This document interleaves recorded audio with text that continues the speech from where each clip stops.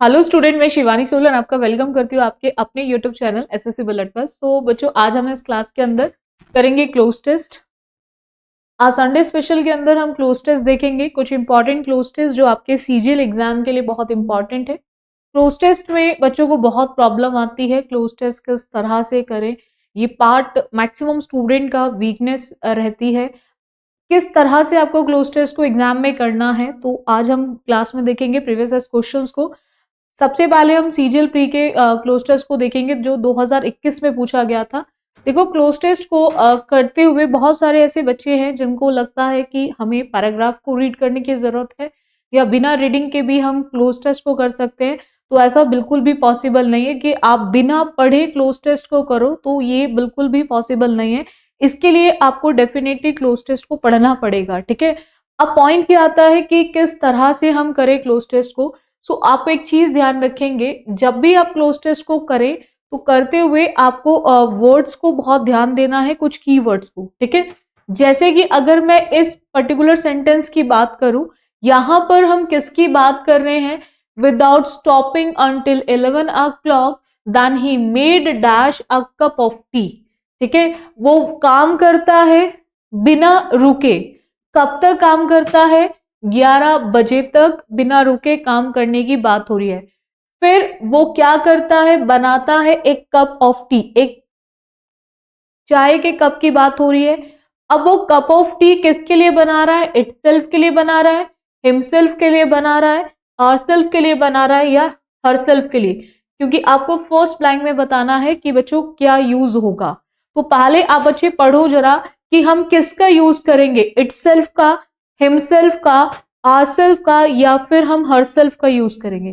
तो आप बच्चे एक चीज को ध्यान रखेंगे कि यहां पर अगर मैं बात करूं बनाने की, ये बनाने का जो काम है ये कौन कर रहा है बच्चों? ही।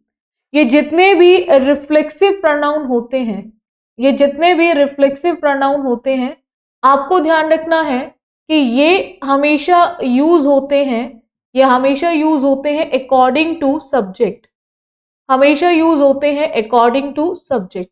ये सब्जेक्ट के अकॉर्डिंग आपके यूज होते हैं, जैसा सब्जेक्ट होगा उसी के अकॉर्डिंग आप इनको यूज करेंगे।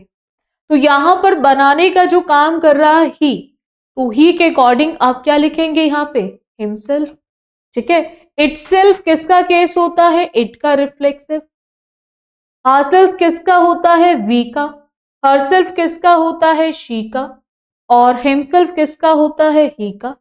तो हम ही के अकॉर्डिंग क्या लिखेंगे? हम हिमसेल्फ लिखेंगे। इतना क्लियर हो गया? चलो नेक्स्ट आते हैं। नेक्स्ट देखो जरा। अब उसने बोला है कि वो खुद एंजॉय कर रहा है, सिटिंग अलोन, अकेले बैठ के वो एंजॉय करने का काम कर रहा है। Dash the fire side. अब बाय आएगा या फिर फॉर आएगा या फिर हम किसका यूज करेंगे? अकेले बैठ के वो अपने आप से एंजॉय कर रहा है, किसके? उससे, फायर साइड। अब यहां पर आप बाय लगाओगे, फॉर, इन या फिर ओवर, किस प्रिपोजिशन का यूज करोगे? तो इन होता है आपके वहां पर जब एक पोजीशन की बात करते हैं, आप क्लास में हो वहां पर यूज करोगे। फॉर का किसी चीज के लिए आप किसी काम को कर रहे हो वहां पे यूज करोगे। ओवर होता है किसी चीज के ऊपर की बात हो रही है। तो बसता कौन सा है? हमारा बाय। तो हमारा जो करेक्ट आंसर ऑप्शन होगा यहाँ पे बच्चों क्या आ जाएगा? बाय आ जाएगा। नेक्स्ट आते हैं। नेक्स्ट क्वेश्चन देखो। थर्ड में उसने बोला है the fire light danced on the walls. जो फायर लाइट थी वो कहीं ना कहीं क्या कर रही थी? डांस कर रही थी। किस पे? दीवारों पे डांस कर रही थी, ठीक है। And dash strange shadows around the room, और अजीब सी क्या बना रही थी? वो शेडो को बनाने का काम कर रही थी। अब आपको चेक करना है कि आप यहां पर क्या यूज करेंगे। बहुत ध्यान से देखेंगे जरा, क्या यूज करेंगे, किस पॉइंट को लिखेंगे आप बच्चे? बहुत ध्यान से देखेंगे। स्टक, पॉक, कास्ट या फिर पिक। पिकअप करना है ना, पिक करना किसी चीज को। स्टक जब चीजें रुक जाती हैं। पॉकिंग नेचर के लोग होते हैं ना, जिनको आदत होती है दूसरों के काम में दखल अंदाजी करने की, हमेशा टांग लड़ाते रहते हैं दूसरों के काम में, तो हमारा क्या आ जाएगा, that is a case of cost. क्या यूज करेंगे हम, कास्ट, ठीक है, कि वो अजीब सा वो बनाने का काम कर रही थी। चलो नेक्स्ट आते हैं, नेक्स्ट देखो जरा, नेक्स्ट उसमें क्या आएगा।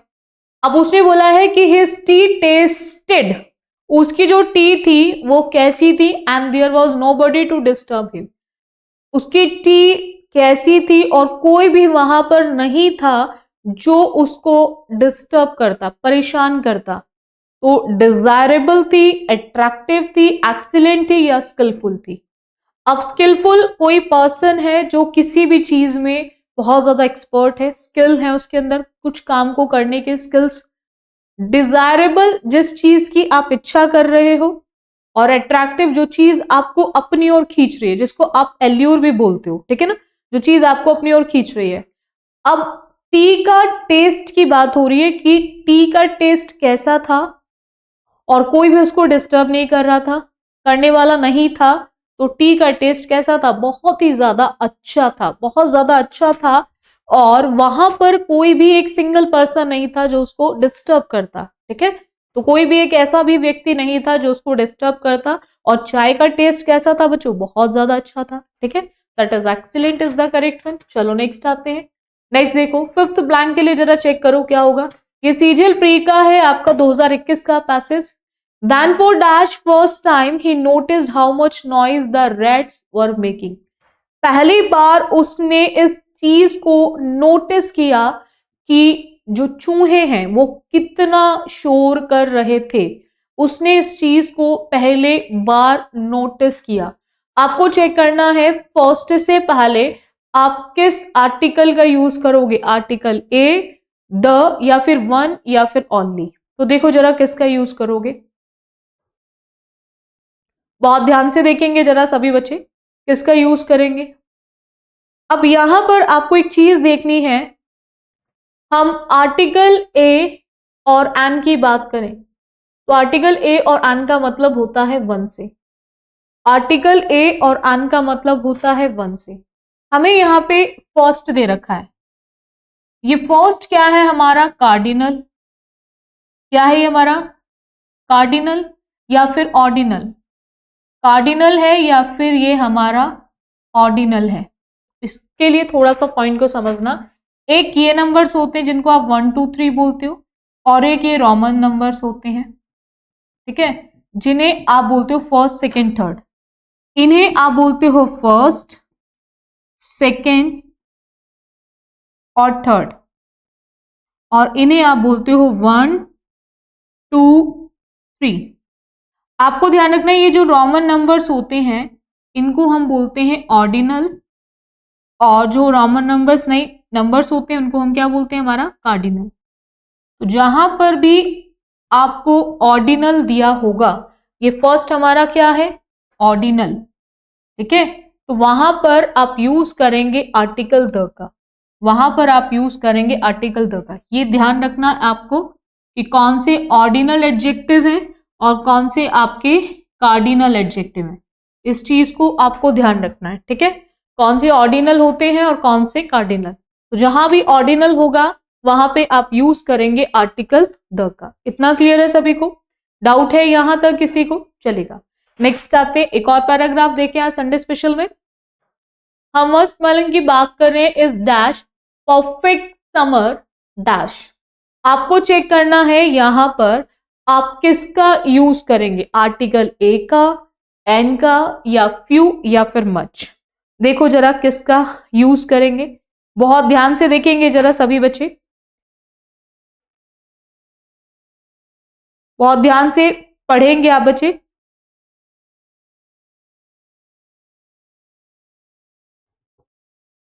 देखेंगे जरा क्या यूज होगा, बहुत ध्यान से करेंगे।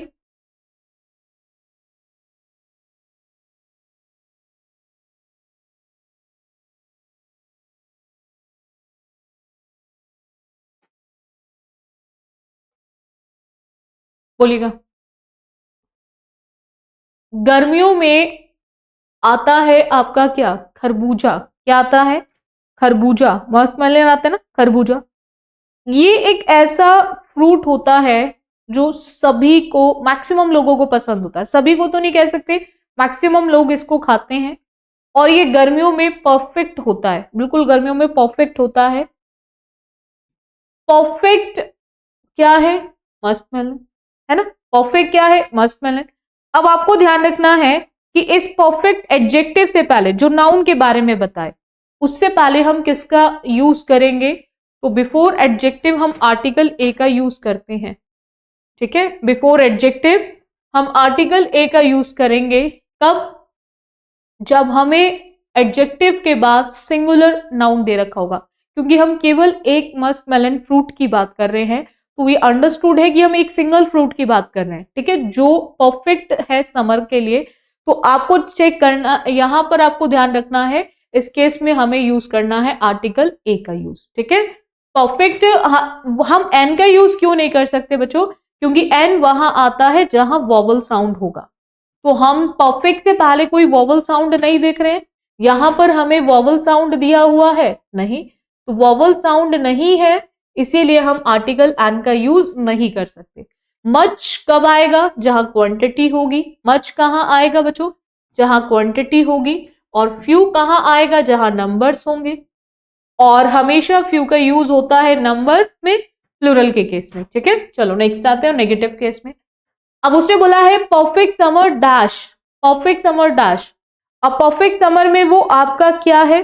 चेक करो, डिजास्टर है, एनिमी है, कंपेनियन है, या फिर हेजार्ड है। हेजार्ड का मतलब कहीं ना कहीं खतरे से है। पैरल जिसको बोलते हो, जो खतरा होता है किसी भी चीज का। ये आपका एक अच्छा साथी है, गर्मियों का आपका दुश्मन है, या फिर डिजास्टर, जो चीज तहस नहस करने वाली हो, किसी आपदा की बात कर रहे हो। तो यहां पर आपको ध्यान रखना है, ये आपका गर्मियों का एक अच्छा साथी है, बिल्कुल परफेक्ट साथी है आपका खरबूजा, ठीक है। चलो, तो companion is the correct one. चलो नेक्स्ट आते हैं। थर्ड ब्लैंक के लिए चलो चेक करो आप क्या यूज करेंगे। उसने बोला in water content which can help dash, it is dash in water. ये पानी के उसमें क्या है? बहुत लेंदी है, बहुत पुअर है, बहुत वाइड है, या फिर बहुत ज्यादा रिच है। देखो जरा किसका यूज करोगे, बहुत ध्यान से पढ़ेंगे। ये पानी जिसमें जैसे गर्मियों में जो फ्रूट्स होते हैं, हम उन फ्रूट्स को सबसे ज्यादा देखते हैं जिनमें सबसे ज्यादा पानी होता है। जैसे आपका खीरा हो गया, खरबूजा हो गया, तरबूज हो गया, जिनमें पानी भरा हुआ है। और क्योंकि हमें गर्मियों में पानी की जरूरत सबसे ज्यादा होती है, तो ये एक ऐसा फ्रूट है जिसमें पानी बहुत ज्यादा होता है, ठीक है। तो पानी के उसमें क्या माना जाएगा? ये रिच माना जाएगा। क्या माना जाएगा? रिच। नेक्स्ट आते हैं। फोर्थ ब्लैंक के लिए जरा चेक करो। Which can help dash care of our dash, जो मदद कर सकता है आपकी किस चीज में? देखभाल करने के लिए। अब आपको चेक करना है, टुक, टेक, या लाइक, या फिर लुक, आप किसका यूज करेंगे? Which can help dash care. जब आप बात कर रहे हो केयर की, केयर मतलब देखभाल से है, तो देखभाल करने की जब बात की जाएगी, तो वहां पर आप किसका यूज करोगे? टेक का। किसका यूज करोगे? टेक का, ठीक है। तो take is the correct one. इतना क्लियर है सभी को? चलो नेक्स्ट आते हैं। फिफ्थ ब्लैंक के लिए जरा चेक करो। Take care of our dash fluid loss that we suffer in the hot season. जब बहुत तेज धूप पड़ती है, बहुत ज्यादा गर्मी होती है, तो हमारी बॉडी से, उसने बोला है हम सफर कर रहे होते हैं, कहीं ना कहीं हम चीजों को सहन कर रहे होते हैं। तो ये जो फ्लूड लॉस होता है हमारी बॉडी से निकलता है, किससे निकलता है? बॉडी से, है ना। तो उससे कहीं ना कहीं हमारी देखभाल करने में, उससे हमें प्रोटेक्ट करने में हमारी हेल्प करता है। तो ये फ्लूइड जो निकलेगा, ये हमारे माइंड से निकलेगा, ये हमारी बॉडी से निकलेगा, या फिर हमारे हार्ट से निकलेगा, या फिर हमारे हेल्थ से निकलेगा। तो फ्लूइड लॉस जो होता है वो किससे होता है? हमारे शरीर से, हमारी बॉडी से। तो इसीलिए हमें क्या लिखना पड़ेगा? बॉडीज लिखना पड़ेगा। क्या लिखना पड़ेगा? बॉडीज। बोलो इतना क्लियर है? तो हम किसका यूज करेंगे? बॉडी का यूज करेंगे। तो bodies fluid loss is the correct one. चलेगा, नेक्स्ट आते हैं। नेक्स्ट देखो, हम बात कर रहे हैं एक और पैराग्राफ है आपके सीजल प्री का 2021 का, चेक करेंगे जरा क्या होगा। The first human beings to control fire gradually learn dash many uses. जो पहला ह्यूमन बींग था जिसने आग पर कंट्रोल करना सीखा था, अब उसने सीखा बहुत सारे उसके यूजेस को, ठीक है। अब जो पहले व्यक्ति ने आग पर कंट्रोल करना सीखा और उसने सीखा बहुत सारे यूजेस को, अब उसने अपने यूजेस को सीखा, तुम्हारे यूजेस को सीखा, या उनके यूजेस को सीखा, या उसके यूजेस को सीखा।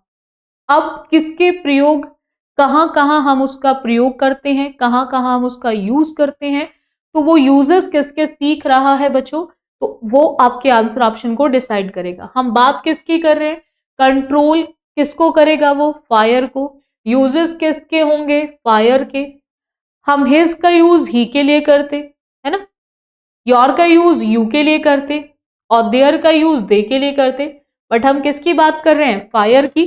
तो फायर हम नॉन लिविंग में कंसिडर करेंगे, और सिंगुलर के अकॉर्डिंग हमें क्या लिखना पड़ेगा, इट्स, क्योंकि इट का जो पॉसेसिव केस होता है बच्चों वो हमारा इट्स होता है। इट्स क्या है हमारा, पॉसेसिव एडजेक्टिव। क्या है हमारा बच्चों, पॉसेसिव एडजेक्टिव, ठीक है। और ये हम हमेशा किसके अकॉर्डिंग यूज करेंगे, जो भी आपका परफॉर्मर है फायर के अकॉर्डिंग हम इसको यूज करेंगे। इतना क्लियर हो गया। चलो नेक्स्ट आते हैं, नेक्स्ट पॉइंट देखो। अब उसने बोला है कि not only did they dash fire to keep warm and cook their food, they dash learn to use it in hunting और वॉरफेयर। उन्होंने ना केवल क्या है आग को गर्म करने के लिए, बल्कि अपना खाना पकाने के लिए भी, ठीक है। तो अब आपको चेक करना है कि यहां पर आप यूज लिखोगे, रेडी, यूज्ड, या फिर प्रिपेयर। तो आपको चेक करना है कि डिड के साथ सबसे पहले डिड आ रहा है, तो हमें क्लियर है कि डिड के साथ हम वर्ब को लिखेंगे, और वर्ब की भी कौन सी फॉर्म को, फर्स्ट फॉर्म को। तो यूज्ड नहीं आ सकता और रेडी नहीं आ सकता, ठीक है। तो उन्होंने सीखा है ना केवल गर्म करना, तो उसका प्रयोग ही सीख रहे हैं। तो प्रयोग के लिए हम लोग क्या यूज करेंगे, यूज। क्या यूज करेंगे, यूज, ठीक है। चलो नेक्स्ट आते हैं, नेक्स्ट क्वेश्चन देखो थर्ड ब्लैंक के लिए। They dash learn to use it in hunting और वॉरफेयर। उन्होंने इसका इस्तेमाल जो है शिकार में भी सीखा है। तो इंस्टेड, ऑल्सो, वेल, या फिर ऑल्टरनेटिव। तो देखो जरा किसका यूज करोगे आप बच्चे, बहुत ध्यान से देखेंगे जरा किसका यूज करेंगे।